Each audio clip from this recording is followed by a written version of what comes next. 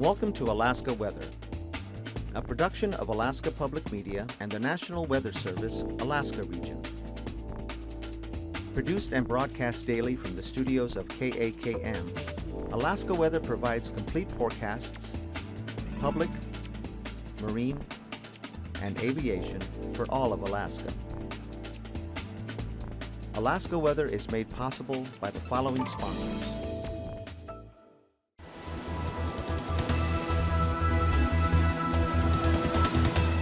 The National Weather Service.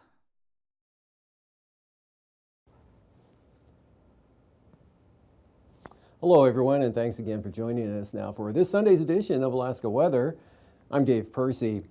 Up first here, we've still got winter storm warnings for snow and wind here over the northwest, and mostly for snow extending across the Brooks Range here into the eastern Arctic coast, and the warnings have ended back here central and west side and are barely hanging on to the Seward Peninsula here in across the Noatak Valley, but they're still out for a while longer into this evening. Winter weather advisories here in the yellow shaded areas over just about all the eastern and central interior north of the Alaska Range, and the winter storm warning continues at least through tonight here for the Fairbanks area into Denali Park, and now extending all along the eastern Alaska Range, and that's for the snow totals of about 6 to 9 inches expected until the snow ends either late tonight or tomorrow, but it'll be slow tapering off.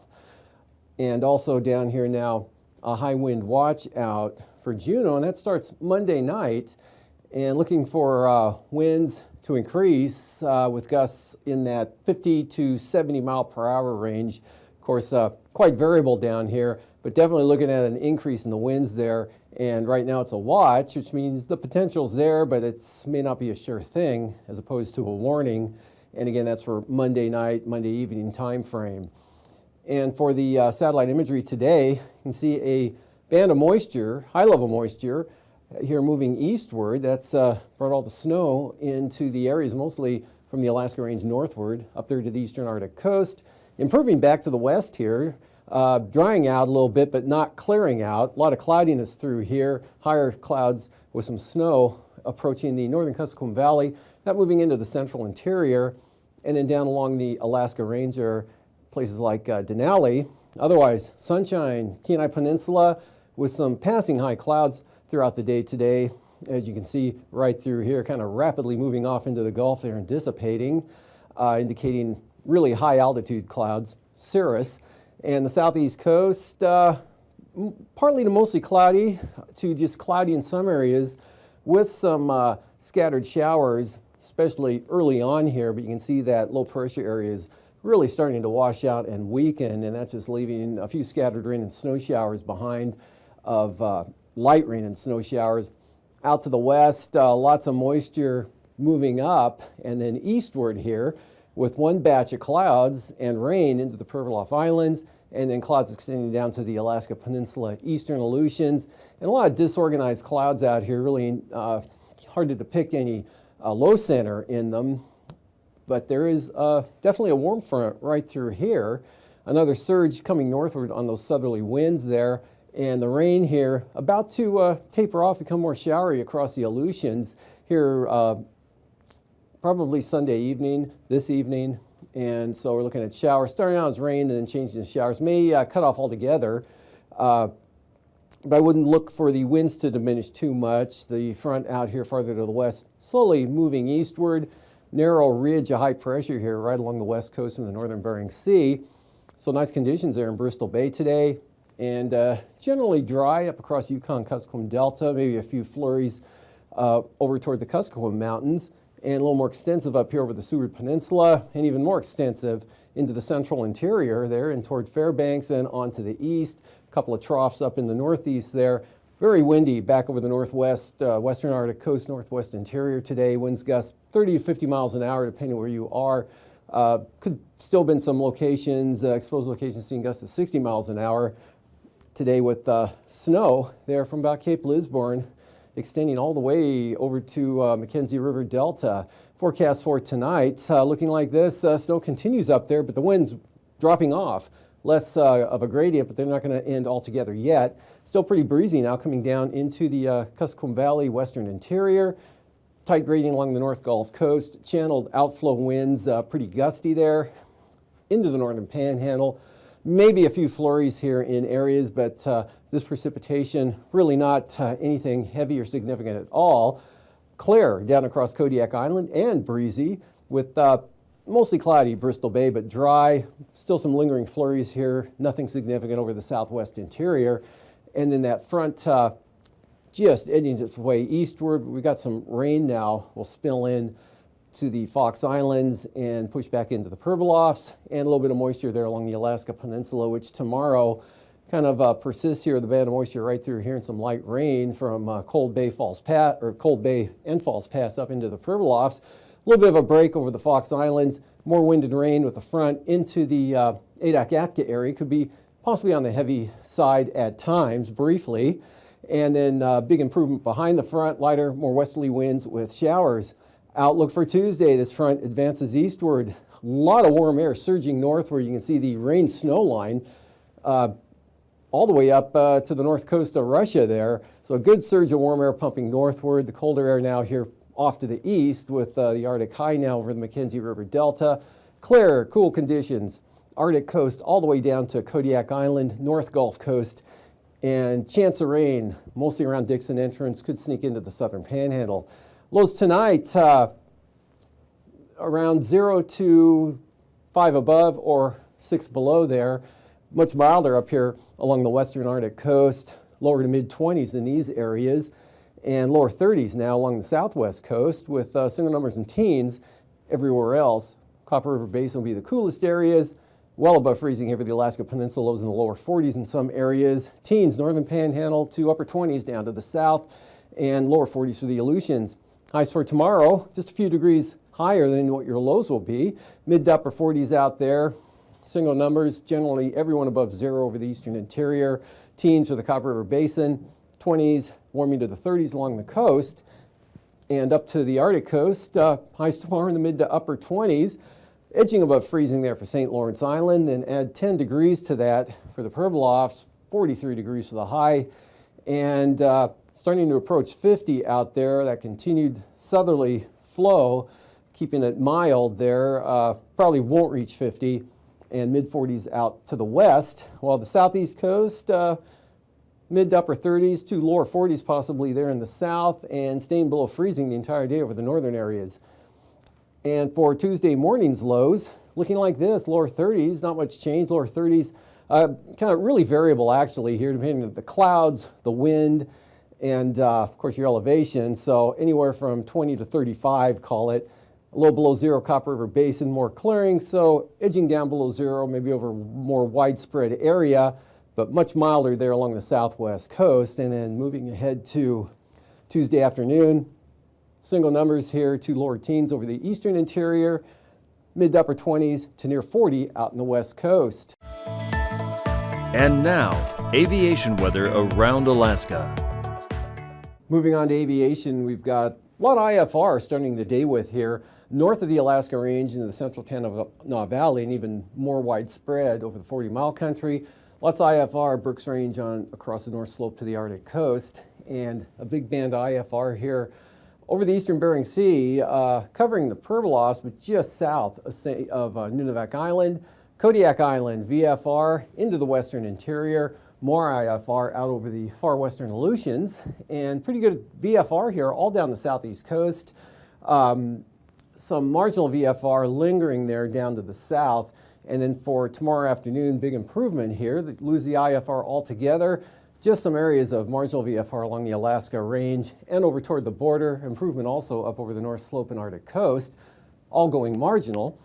And VFR here for the Fox Islands, marginal the Alaska Peninsula.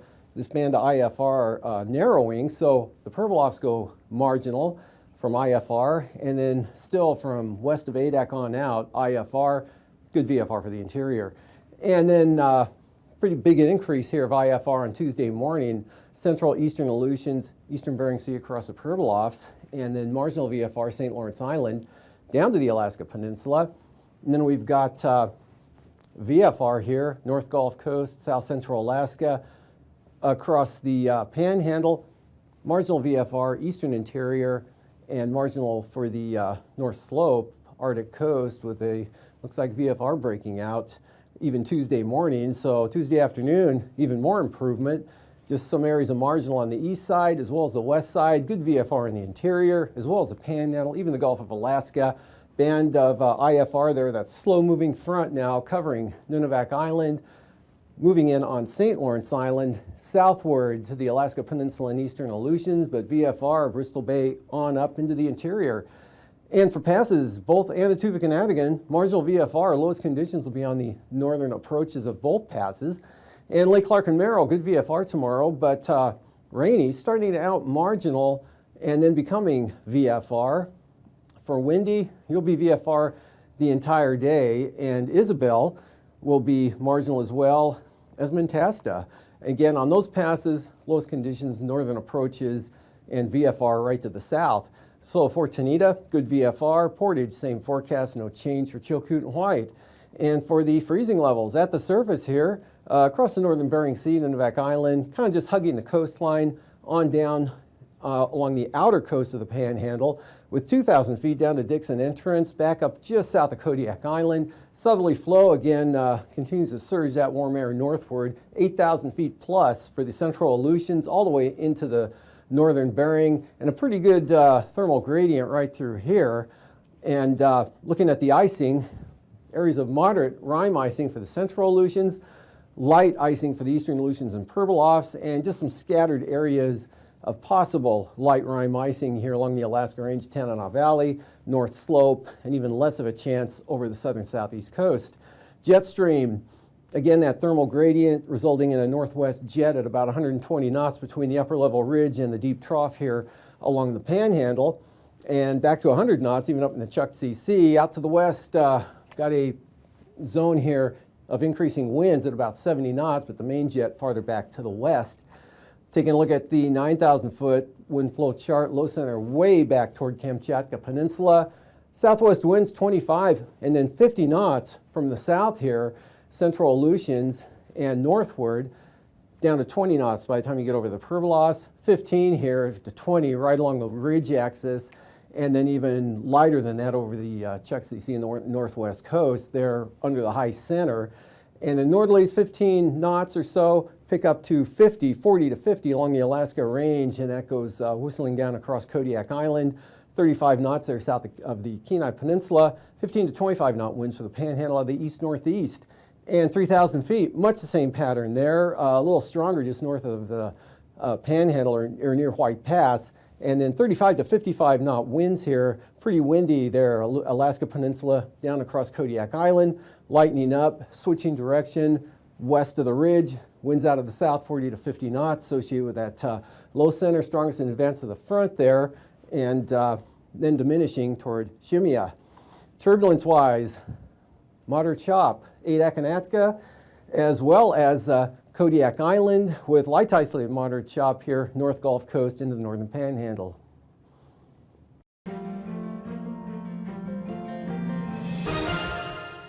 Welcome back to another edition of Alaska Weather Facts. I'm meteorologist Dave Snider, and joining me once again is Eric Stevens from the Geographic Information Network of Alaska, or GINA, based at the University of Alaska Fairbanks. Eric, welcome back to the show.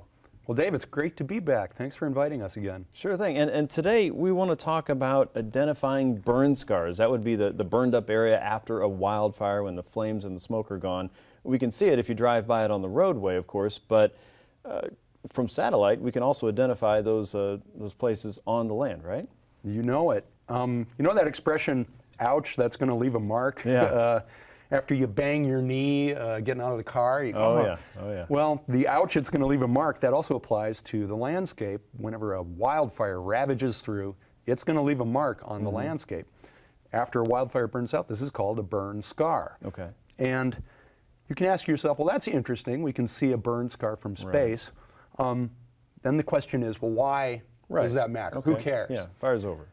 Right, the fire is over. We don't need to worry about this anymore. It turns out you kind of do, because burn scars are important. There's this old rule of thumb in the weather business that flood follows fire. Okay. The action of the fire in killing off the vegetation, in baking, kiln drying the landscape a little bit, can hinder the land's ability to absorb rainfall. So if you have a fire, especially if it's in complex mountainous terrain. Right. This is classic in California. It can happen somewhat in Alaska too. You get a wildfire in steep, hilly, or mountainous terrain, rips off all the vegetation off the landscape. Then 6 months later, there's a big rainstorm, and you get a flash flood in that area. So Right. flood can follow fire. That's why you got to know where the burn That's scars important. are. Secondly, a fire needs fuel to maintain itself. So if there's an old burn scar left over from a year or two ago, and then another summer later here in Alaska in the interior, it's a big wildfire season. If there's a fire advancing toward an old burn scar, well, guess what? That old burn scar is going to be tougher terrain for that new fire to get through because there's not as much fuel in that burn scar. So they almost act like a natural fire break. These are a couple of reasons why you need to know where those burn scars are. Alaska Fire Service has limited resources. They want to put their people and their equipment where it does the most good. They need to know, well, this is an area where there's no burn scar. We better put people here because that fire could really run. So That's why we do really it. important for weather forecasters and fire weather forecasters for sure. Oh, yeah. But then how do weather satellites actually detect those burn scars? Ah, good question. Thanks. Well, let's turn the Wayback Machine to the summer of 2015. That was a Okay. very active year. We've got a picture here taken up in the White Mountains. This is one of the fires in progress that summer, and if you look real close, you can almost see Frodo throwing the ring into Right, the no kidding. volcano there. So that's quite the vision. Well, let's look at a visible image. Here we are in Alaska's interior. This is before the fires got out of the cage in early summer of 2015. Let's zoom into the western interior here. Again, this is a weather satellite image of visible light, what the human eye can see. We're into the middle reach of the Yukon Valley there in the western interior, Galena area. And this is just a beautiful visible day. Nothing much going on. It's early. It's in early June before the fires really got active. But then in 2015, the fires got loose, especially in that western interior. Right. Here's another image. The same satellite pass as that visible image, but now we're not quite looking at visible light. Very different. There's a slight change here. This image incorporates something called the veggie band. Okay. 0.86 micron wavelength. The micron's very tiny, but that wavelength responds to vegetation, the chlorophyll. So trees and grasses reflect that part of the electromagnetic spectrum back to the satellite. And so the satellite sees that. When signal comes at that wavelength to the satellite, we know, there's some vegetation growing there. This is great. You can identify coastlines so easily because you go from vegetation to water. Turns out if you have a burn scar, guess what? You burned away the vegetation, so that's going to show up. We're going to do a before, during, and after kind of look here. And so we're looking at before. So in this image, we got a lot of green out there. That's wonderful. Another fun thing about this kind of imagery is you can see down in the Alaska Range in the southeast corner of the image, it's blue. That's glaciers and snow in the mountains. So this is not really what the human eye can see. This is these wavelengths are beyond human vision, but we've made them look certain colors. So the vegetation looks green. Now let's look at that same kind of satellite recipe, but during the fires. This is in July. The fires are loose. You can see the smoke in the middle of the image, the smearing look of the smoke, and then we can see some clouds that are white. Icy clouds are blue. So this is in July of 2015. The fires are doing their thing. We're burning up millions of acres. Now let's go to September. The fires are out. The audience has left the theater. You know, the event's over, right? We're done. But guess what? Now look at those brown patches. Look at that. All of those places are where the fire has burned away the vegetation. So you can see where the fires were. You can add up these perimeters, get acreage burned and such. And so that's good to know. Now remember, flood follows fire, and these are also natural fire breaks. So you need to know where these guys are. In the course of the 2015 summer season, we went from before with not much burn scar in this area to just a couple months later, we can see so much burn scarring on the landscape. What's interesting too about the satellite and looking at burn scars is you realize that burn scars are the gift that keeps on giving. You can forget that a couple of years ago maybe there was a fire in a certain area, but the satellite won't forget. So in the summertime we get wildfires in Alaska, but guess what? In the visible imagery here we can see the burn scars just a little bit, but they're not as prominent as in that veggie band. but then you can't see them at all if you cover them up with snow, right? Exactly. So here's an image from the middle of the winter time. Wow. And snow on the ground by this recipe looks blue. Again, these are wavelengths of light that the human eye can't really see. We're getting up into the infrared, near infrared. And the way we've assigned colors is if there's snow on the ground or there's a glacier, it looks blue, kind of intuitive. So this is early April of the following year, 2016. Okay. We're just about to get into breakup. We've got a lot of snow on the ground, and now it's all going to melt. And as the snow melts, then you get our final image here. Doesn't this look familiar? This looks like a lot of what we saw in September of the previous summer. So this is the spring of the next year. The fires themselves might not have overwintered, they're gone, but the fire scar does. And as the snow melts away, and then you have breakup, and then you have green up, whenever the leaves come out, the grass comes back, except in the burned areas, they're having a tough time because everything got burned off the previous year. So you can see these scars even the next summer, multiple years. It depends on what kind of vegetation there is. You know, some of the tussocky tundra grasses, they'll grow back really quick, but to get a forest to come back, that'll take much longer. So these burn scars, eventually the landscape will fill in the burn scar. It will heal itself, if you want to use that metaphor. But for the next few years, you can still keep track of these on satellite. And again, the reason we want to do that is that the burn scar can facilitate a flood, and it can act like a fire break.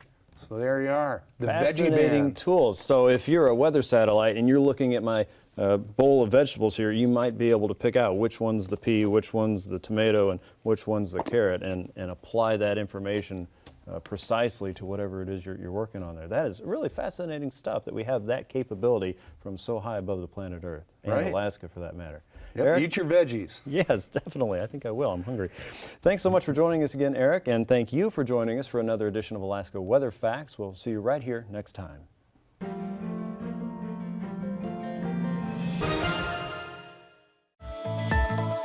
And now, marine weather around Alaska. Welcome back. Looking at the sea ice analysis. Really not much change over here along the eastern Arctic coast, back to the central areas there, and virtually not a lot of change going on up here. But with those strong winds we've had the last couple of days, a lot of the ice has kind of blown away in some of the areas there. So there's a general decrease, and not that there was that much there to begin with. It was pretty vulnerable and prone. It wouldn't have took much to melt it away, and that's exactly what happened. Marine forecast, we've got some pretty good gales for northern Lynn Canal tomorrow and the north coast here. 35 knots out of the northeast, gusts 50 knots, and 25 for the central coast, down to 20 there in the south coast, as well as Clarence Strait. And then for Tuesday, increase in the winds here. Stevens Passage, north 35 knots, gust to 50, gust to 60 knots now in the forecast. Again, that high wind warning out for the Juneau area. And then gales continue for the north coast here and part of the central coast, and small craft advisories on down to the south. Prince William Sound, north winds 30 knots, gust 45, increase in the wind there, and 30 knots, gust 55 knots out of the Copper River Delta here for the North Gulf Coast. About the same here to the west. Gales for the Barren Islands. Northwest gales for Kachemak Bay, 20 knots, the forecast for Cook Inlet. And then for Tuesday, no change, 20 knots out of the north for Cook Inlet, and then small craft advisories, Kachemak Bay into the Barrens. Winds coming down 20 to 25 knots for the North Gulf Coast. Also a decrease in the winds for Prince William Sound after that one-day increase. They'll be coming down to 20 knots with 4-foot seas. Kodiak Island, Shelikof Strait to start with there, northwest 30 knots, gust to 40 knots. Northerlies at a flat out 35 knots there on the east side of Kodiak, and then Sitkinak to Castle Cape, northwest flow at 35 knots, 10-foot seas. And much lighter back here across the Alaska Peninsula, northwest 15 to 20, and northerlies there for Bristol Bay at 20 knots. And those will become northeast, come down a little bit at 15 knots there, Bristol Bay, and then easterlies here on the Bering Sea side of the peninsula at 15, and winds coming down to 20 knots there, Castle Cape to Sitkinak, really coming down, just 10-knot winds in the forecast all the way out to Cape Sarachev, and 30-knot winds east side of Kodiak, and also diminishing Shelikof Strait. Aleutians, light winds tomorrow, Fox Islands comparatively, mostly southerly at 15 to 20, and then we've got small craft advisories there from roughly Nikolsky all the way out to Shimia in the 25 to 30 knot range. And then on Tuesday, westerlies, 20 to 30 knots, strongest out west, lightest over the Fox or the eastern Aleutians area, Economic, down to 15 knots, laying down a little bit, and really not much change there for the eastern Aleutian zones. Southwest coast, south of Nunivak Island, northeast 15, south 20 for the Pribilofs, coming up to 30 knots out of the southeast there for the St. Matthew Island area, 30 knots and a more easterly direction for St. Lawrence Island. And then for the Tuesday outlook, bring it up to gales, minimum gales, St. Lawrence Island, and 13-foot seas with 30-knot winds now north side of Nunivak Island, south 20 there west of Kuskokwim Bay. Small craft advisories for both the Pribilofs and St. Matthew Island. And up into the, north of the Bering Strait, Chukchi Sea, north 20 knots. Northwest there, Cape Beaufort to Cape Thompson in that zone. Then we've got some small craft advisories, 25 out of the north, falling back to 20 knots on the central coast, and then even lighter here for the eastern coastline. And then those continue light into Tuesday, east at 20 knots, or I'm sorry, east at 10 knots there, and east 15 2-foot seas there for the central coast, and seas coming down to 4 feet here on the west side, winds holding at about 20 knots. And then Cape Beaufort here, south of the Bering Strait, seeing an increase in the winds east at 30 knots with 7 to 8 foot seas. And for tonight again, gradually improving conditions up here. Still have the winter storm warnings out, and that's going to be in a downward trend here as the winds come down and the bulk of the snow moves on and lightens up. Areas of snow continue here right into the Tanana Valley with the winter storm warning there in the greater Fairbanks area continuing right on down to the north sides of the Alaska Range. Clear south side with increasing winds here, tightening gradient, as I mentioned in the marine forecast, and just a chance of light precipitation over the southeast coast. For Monday, slowly advancing eastward is that front out there with a pretty widespread area of rain. It's mostly in a south to north orientation. High pressure improving here over the interior into Tuesday. These forecasts are to be used for planning purposes only. Call 1-800-WX Brief for a formal pre-flight briefing. Always file a flight plan before you go flying. The U.S. Coast Guard Auxiliary urges you to leave a float plan with a friend or the harbor master before you go boating. Alaska Weather is made possible by the following sponsors.